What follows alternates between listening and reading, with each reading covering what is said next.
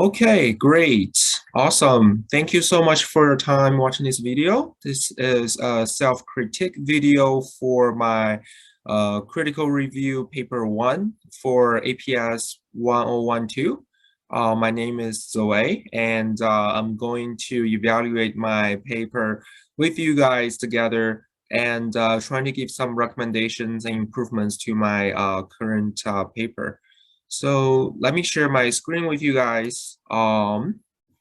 So the paper was written a week ago, and I'm just gonna go through quickly with you guys on the structure of my paper. So I did some research on digitalization and transformational change in oil and gas industry. My background in my undergrad degree was chemical engineering in oil and gas sector. So I did a lot of research and I have my work experience with oil and gas industry. That's why I did this paper, trying to apply transformational change and also did some research based on my internship experience. So my paper had an introduction first, introduced the current issues and problems within the industry and this transformational change on digitalization in this area. And then I had analysis on breaking down into a few parts, the innovation dimension, diffusion, kind of just introducing what this digitalization means in the industry. And I had a section called building a lean structure from digitalization. So it's a case study on my experience with ATCO Gas, which is the company I did my internship with. They during my internship, they had this digitalization, which is a big transformational change within the company. So I did that case study particularly for that company.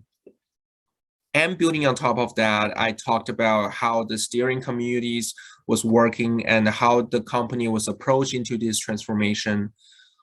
And finally, I provide some future directions and recommendations based on the research and the websites I saw from the company itself.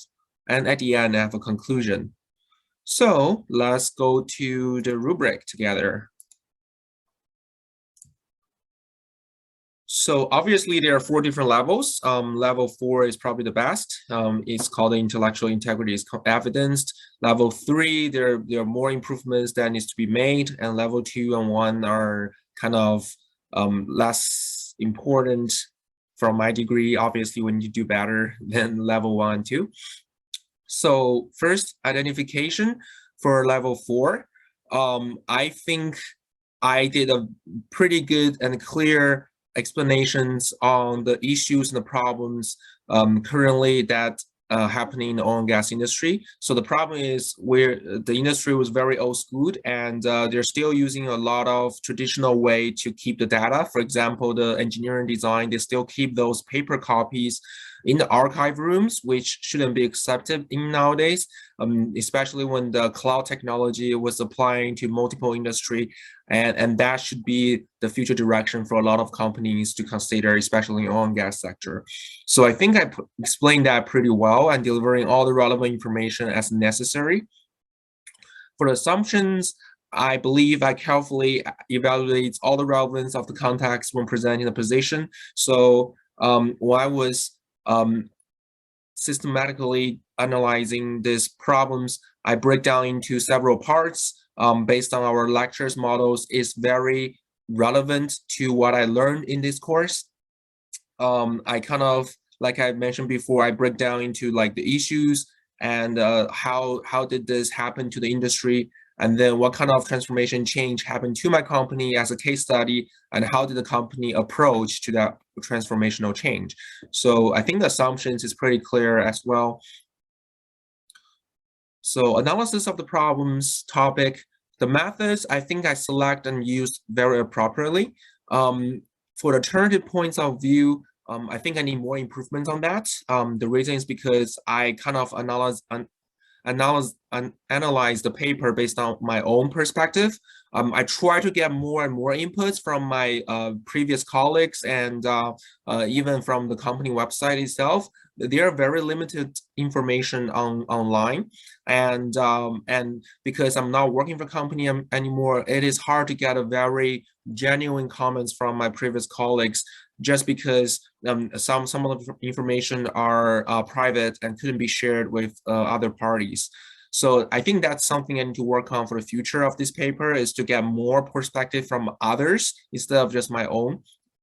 I try to be as objective as I can, because I had my personal bias on this company's case study, and also because I was working for this company in a very particular department, my feelings might be different if I work in a different department. So I try to search a lot of information online and try to be objective as I can. For the resource and source material, I think I've searched as many papers as I can online, although there are not many information actually, because I think Echo is a very private company. They try to keep everything within the company instead of showing that to the public. All the information I see online is very in